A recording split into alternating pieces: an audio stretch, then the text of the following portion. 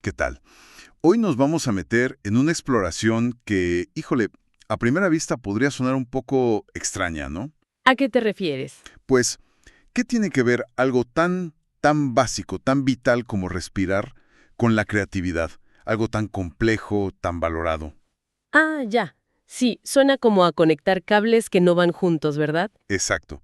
Pero fíjate que tenemos aquí sobre la mesa varios materiales, ¿eh? Artículos de neurociencia, cosas de psicología, conceptos de educación somática. Ajá. Y hasta descripciones de técnicas de respiración muy específicas. Y lo curioso es que todas parecen apuntar en una dirección, pues, parecida. Interesante. O sea que no es una idea tan descabellada. Eso parece. Entonces, nuestra tarea hoy es justo eso, como desentrañar estas pistas. Queremos entender, bueno, qué dice la ciencia sobre cómo funciona la creatividad en nuestro cerebro. Claro, empezar por ahí. Luego, ver cómo esas prácticas de respiración, de conciencia corporal, podrían tener un impacto real. ¿Y qué herramientas proponen, no? Las técnicas concretas. Justo eso. No vamos a dar respuestas definitivas, eso sí, pero sí queremos hacer una inmersión, analizar a fondo estas conexiones que nos sugieren las fuentes. Me parece perfecto. Una exploración. ¿Listos para clavarnos en esto? Vamos a darle. Venga, para empezar, creo que es clave poner los pies en la tierra. Definamos qué es la creatividad, pero desde la neurociencia, como dice uno de los artículos. A ver, Hay que quitarnos esa idea un poco romántica de crear algo de la nada, ¿sabes? sí como por arte de magia. Exacto. Científicamente se describe como una función del cerebro. Una función bastante compleja, de hecho. ¿Cómo la definen? Como la capacidad de, asociar, analizar e interpretar conocimientos que ya tenemos. Es clave eso, conocimientos que ya tenemos. Ok, o sea, partes de lo que ya sabemos. Justo. Para luego generar ideas que sean nuevas y, muy importante, útiles, que beneficien a uno mismo o a la comunidad. Ideas nuevas y útiles. Vale. Y esto implica, claro, que la creatividad no aparece así nomás, en el vacío. Necesita una base. Exacto. Necesita conocimientos previos bien guardaditos, una buena memoria de trabajo para poder jugar con esa información. Manipularla, digamos. Sí, eso. Capacidad de razonamiento lógico y, muchas veces, lenguaje, ¿no? Para estructurar las ideas, para comunicarlas. Entiendo. En esencia, es conectar los puntos que ya existen, pero de formas novedosas, de formas valiosas. Las fuentes lo subrayan. No es un don místico, es una capacidad que se nutre. Ok. Entonces, nada de magia, sino un trabajo cerebral sofisticado que se apoya en lo que hemos aprendido. Ajá. Y algo que me llama mucho la atención de las fuentes de neurociencia es que no hablan de una zona creativa, chiquita en el cerebro. No, para nada. Parece que es un trabajo de todo el equipo. Mencionan que participa casi toda la neocorteza. Que es como nuestra gran central de procesamiento, ¿no? Donde analizamos, conectamos. Sí, pero también estructuras más antiguas, como la arquicorteza, el sistema límbico. Que le dan la carga emocional, ¿cierto? Esa resonancia que hace que una idea nos importe. Claro, y hasta estructuras que nos mantienen despiertos, atentos, fundamentales para poder cachar esas ideas que a veces son fugaces. Todo el cerebro trabajando junto. Vale. Entonces, si la creatividad es este proceso de todo el cerebro, conectando cosas de formas nuevas, ¿dónde entra la respiración? Buena pregunta. Una idea que se repite mucho en los materiales es el impacto en nuestro estado mental. Exacto. Ahí está el meollo. Como que necesitamos estar en cierto estado para que esas conexiones pasen, ¿no? Justo. Ahí es donde varias fuentes, psicología, yoga, manejo del estrés, encuentran un vínculo muy potente. A ver, cuéntame. Señalan que dedicar tiempo a respirar conscientemente, piensa en la respiración profunda o diafragmática, esa que sientes en el abdomen. Sí, que se infla la panza, como dicen. Esa misma. Pues puede hacer maravillas para reducir el estrés, calmar la mente, mejorar la concentración. ¿Y cómo funciona eso a nivel, digamos, fisiológico? Pues al respirar así, activas la respuesta de relajación del cuerpo, el sistema nervioso parasimpático. Le bajas el switch al estrés, digamos. Ándele, le bajas el volumen al ruido interno. Y en ese silencio, en esa calma, es donde podría surgir el espacio mental. Para que las ideas fluyan más libre, ¿no? Para que se den esas asociaciones nuevas. Exactamente, crear las condiciones adecuadas. Me gusta esa idea de bajarle al ruido, como limpiar el escritorio mental antes de empezar la chamba creativa. Ajá. Pero las fuentes mencionan algo más que me intriga. Eso de equilibrar el cerebro con la respiración. ¿Cómo se supone que funciona? Ya no suena tan simple como solo calmarse. Es una idea fascinante, la verdad, y hay técnicas específicas, como la respiración alterna por las fosas nasales, la famosa Nadi Shodhana, Sí, la he oído mencionar. que apuntan justo a eso. La teoría que hay detrás, y aquí volvemos a conectar con la neurociencia, A ver, es que podría ayudar a sincronizar, a equilibrar la actividad entre los dos hemisferios del cerebro. órale. El artículo de neurociencia nos recuerda que, aunque es una simplificación, sí se asocia el hemisferio derecho más con el pensamiento divergente, El que explora, el que genera muchas opciones, el fuera de la caja. ese, y el izquierdo con el convergente, el que analiza, selecciona, enfoca. El que estructura. Y los dos son cruciales para una creatividad que funcione, que sea relevante. Entonces, lo que sugieren las fuentes es que al practicar esta respiración alterna, Podríamos estar facilitando que trabajen mejor juntos. algo así, como una mejor comunicación entre ellos, una danza más fluida entre explorar y concretar ideas. ¡Wow! Ahí sí que la conexión se pone provocadora. Ya no es solo relajarse, es como afinar el instrumento cerebral para crear. Podría ser una forma de verlo, sí, afinar el sistema. Eso llama mucho la atención. Y las fuentes todavía añaden otra capa. La conexión mente-cuerpo, pero desde la educación somática. Hablan de enfoques como el método Feldenkrais. Correcto. La educación somática, con Feldenkrais como un ejemplo claro, se enfoca en el soma. Soma. ¿Qué es exactamente? Es nuestra experiencia vivida del cuerpo, pero sentida desde adentro. No cómo se ve por fuera, sino cómo se siente estar en tu cuerpo. Moverte, respirar. Entiendo. La experiencia subjetiva. Exacto. Y la propuesta central es que si prestamos atención fina a cómo hacemos las cosas más básicas, cómo te sientas ahora mismo, cómo levantas el brazo, cómo fluye tu respiración si te concentras, Ajá. podemos descubrir patrones, hábitos que tenemos muchas veces inconscientes y que chance no son muy eficientes. Patrones de movimiento. O también de otra cosa. Ahí está lo interesante. Lo crucial es ese darse cuenta, como lo llama Feldenkrais.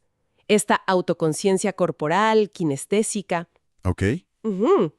Argumentan que no se queda solo en lo físico. Podría ser una ventana para identificar y quizás modificar patrones mentales o emocionales que van en paralelo. ¿Cómo? Un ejemplo. Imagina que descubres que siempre tensas los hombros cuando te enfrentas a un reto difícil. Sí, típico. Esa tensión física podría ser el espejo de una tendencia mental a la rigidez, al miedo a equivocarte. Claro. Entonces, la idea es que al romper el hábito físico, al aprender a moverte con más facilidad en esa situación, podrías también estar flexibilizando el patrón mental. Abriendo nuevas formas de pensar o actuar. Lo cual es clave para la creatividad. Exactamente. Aprender a través de la experiencia corporal para liberar la mente. Eso del darse cuenta a través del cuerpo como espejo es potente. Como si el cuerpo tuviera pistas de dónde nos atoramos mentalmente. ¿Podría ser? Y bueno, el material nos lleva todavía más profundo, a prácticas como la respiración holotrópica. ¿Qué dicen las fuentes de eso? Suena intenso. Sí, lo es. La respiración holotrópica de Stanislav Grof, que se menciona en varios de nuestros materiales, Ajá. es un ejemplo claro de un método que usa patrones de respiración específicos, generalmente más rápidos, más profundos de lo normal, y música evocativa, ¿Para qué? para inducir lo que describen como estados expandidos de conciencia, estados no ordinarios, ¿Y el objetivo? principalmente terapéutico y de autoexploración. La idea es acceder a capas de la psique que normalmente no están tan a la mano. ¿Cómo qué tipo de capas? Hablan de memorias olvidadas, de revivir aspectos del nacimiento, experiencias perinatales e incluso de acceder a material que llaman transpersonal, arquetipos, memorias colectivas, cosas así. ¡Wow! ¿Y la conexión con la creatividad cuál sería? que al navegar esos territorios internos tan vastos, podrían surgir comprensiones radicalmente nuevas, conexiones inesperadas. O material simbólico muy fuerte. Exacto, que sirva como fuente de inspiración o para romper bloqueos creativos que uno tenga. Es importante decir, como lo hacen las fuentes, que esto no es para hacerlo en casa solo, ¿verdad? Para nada. Se hace en contextos muy controlados, talleres con facilitadores certificados, y hay contraindicaciones médicas importantes. Definitivamente no es para experimentar a la ligera. Queda claro. Y esta idea de explorar estados no ordinarios me lleva a otro punto que toca el artículo de neurociencia, aunque es un tema espinoso. ¿Te refieres a la supuesta relación entre creatividad y psicopatología? Esa misma. Sí, es un tema delicadísimo y, como bien dice la fuente, controvertido. Y se malinterpreta mucho.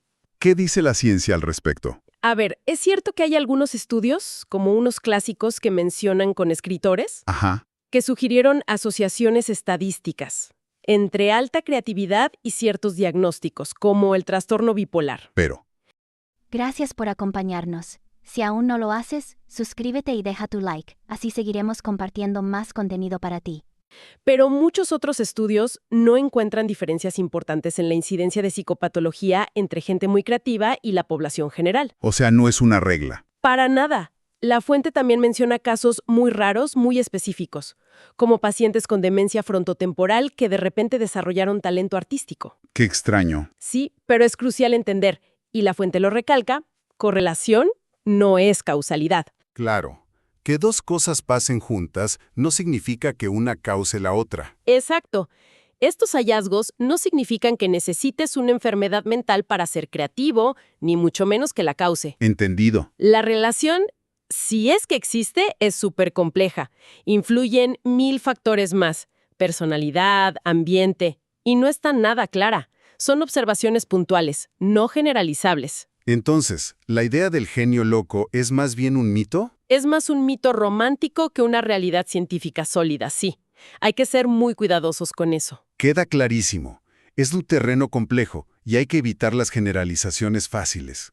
Bueno, después de este recorrido por las conexiones teóricas, algunas más directas, otras más Especulativas. o controversiales, Sí. ¿qué tal si aterrizamos en las técnicas de respiración concretas que mencionan las fuentes? Empecemos por las más accesibles, las que chance alguien podría explorar con curiosidad. ¿Me parece bien? Una que sale en casi todas las fuentes de bienestar es la respiración profunda o diafragmática, la abdominal. La de inflar el abdomen. Esa. La mecánica es súper simple. Inhalas por la nariz, sintiendo cómo el abdomen se expande suavemente, como un globo. Ajá. Y luego exhalas lento, dejando que el abdomen baje. Su gran ventaja es que activa la respuesta de relajación casi de inmediato. Calma la mente, baja el ritmo cardíaco. Es como la base. Suena a un excelente punto de partida, algo que puedes hacer en cualquier momento. Totalmente. Y la otra que mencionamos, la de las fosas nasales, Nadi Shodhana. ¿Cómo se hace exactamente? La respiración alterna necesita un poquito más de coordinación, pero es metódica. Usas el pulgar derecho para tapar suavemente la fosa derecha. ¿Ok? E inhalas lento y profundo por la izquierda.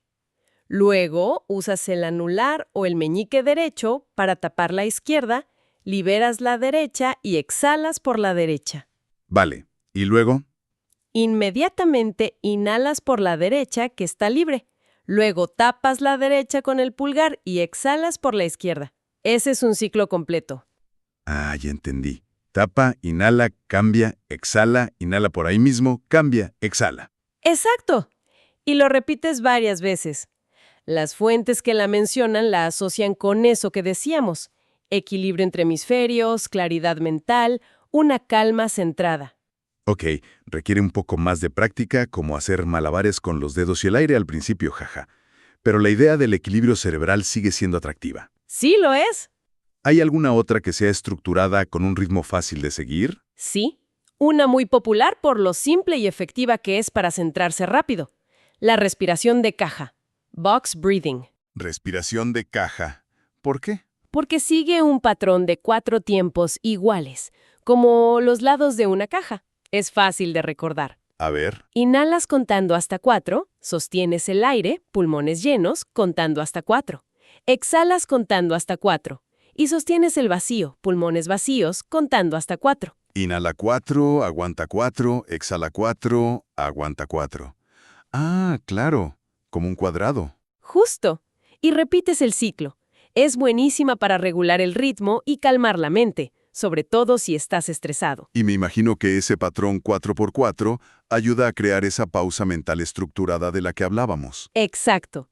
Podría ser una forma activa de construir ese espacio despejado, para que surjan las conexiones creativas. Me gusta la imagen de la caja, fácil de visualizar. Oye, y para los que sientan que todas estas técnicas son como hacer algo, está la opción de simplemente no hacer nada, solo observar. ¿En qué consiste? No se trata de cambiar nada, solo de prestar atención plena al flujo natural de tu respiración, así como sucede. Solo sentirla. Sí, sentir el aire entrando y saliendo por la nariz, notar el movimiento sutil del pecho o el abdomen, sin juzgar, sin querer modificarla, solo observar. Como ser un testigo de tu propia respiración. Exacto. Varias fuentes y también el enfoque de educación somática enfatizan esto como punto de partida.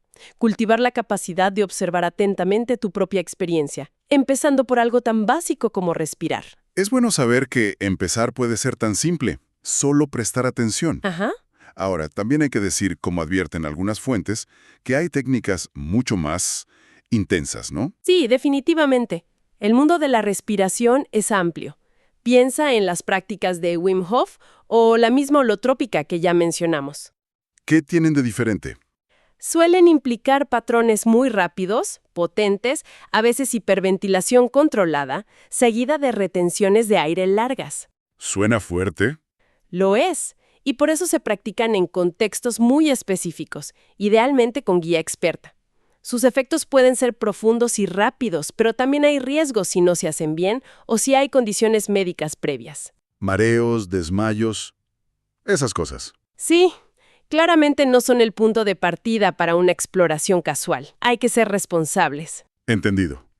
Bueno, pues hemos recorrido bastante, desde la neurociencia de la creatividad hasta técnicas concretas, pasando por la conciencia corporal, estados alterados. Un buen viaje. Si intentamos como armar el rompecabezas, ¿cuál sería la idea central que une todo esto? Respiramos, ¿qué? 20,000 veces al día, casi sin darnos cuenta. Ajá, en piloto automático la mayor parte del tiempo. La clave es quitar ese piloto automático de vez en cuando. Esa parece ser la esencia que conecta todas estas fuentes, ¿sí? Que este acto fisiológico, constante, casi siempre inconsciente, puede volverse una herramienta superpoderosa. ¿Herramienta para qué? Para autoconocernos y, potencialmente, para modular nuestro estado interno de forma que favorezca la creatividad. A ver, sintetízalo. La síntesis sería: las técnicas de respiración consciente, desde las más suaves, pueden darnos calma, enfoque, claridad. Crean un terreno mental más fértil. Ok, preparan el terreno. Luego, la educación somática nos invita a ir más allá. Usar la atención al cuerpo, al movimiento, a la respiración misma, para descubrir y flexibilizar patrones que nos limitan, no solo físicos, también mentales. Desatorar la mente a través del cuerpo. Podría ser. Y las prácticas más intensas proponen explorar capas más profundas de la psique, a través de esos estados no ordinarios inducidos por la respiración. Entonces, ¿no hay una receta mágica para la creatividad? No, una receta garantizada no, pero sí un conjunto fascinante de herramientas para explorar nuestra propia mente y cuerpo, y quizás, solo quizás, desbloquear nuevas fuentes de inspiración, de originalidad. Fascinante, ¿de verdad? Pensar que algo tan nuestro, tan disponible siempre, como el aire que entra y sale, Ajá. pueda ser una palanca no solo para el estrés o para sentirnos mejor, sino para potenciar algo tan humano, tan valioso, como crear, como encontrar soluciones nuevas. Es un recordatorio potente de esa conexión íntima entre mente, cuerpo y, bueno, quizá algo más, ¿no? ¿Sí? Quizás algo más. Y justo ahí, en esa conexión, creo que queda una reflexión final. Algo para que cada quien se quede pensando, explorando por su cuenta. A ver, ¿cuál sería? Si aceptamos que estas prácticas de respiración y conciencia corporal pueden influir en la creatividad, calmando la mente, flexibilizando patrones, Ajá. ¿será que la exploración realmente profunda, sostenida, de la conciencia a través de estas vías podría llegar a cambiar no solo la eficiencia o la cantidad de nuestras ideas creativas, ¿Sino qué? sino la naturaleza misma de cómo vivimos el proceso creativo? Podría transformar nuestra relación fundamental con la fuente de la inspiración, sea lo que sea que pensemos que es. Uf, qué preguntota. No tenemos la respuesta, claro, pero la pregunta en sí misma creo que abre un camino interesante para seguir pensando. Absolutamente. Una pregunta que invita a seguir explorando sin duda. Muchísimas gracias por acompañarnos hoy en este análisis a fondo de la respiración y la creatividad. Gracias a ti, un placer como siempre. Hasta la próxima.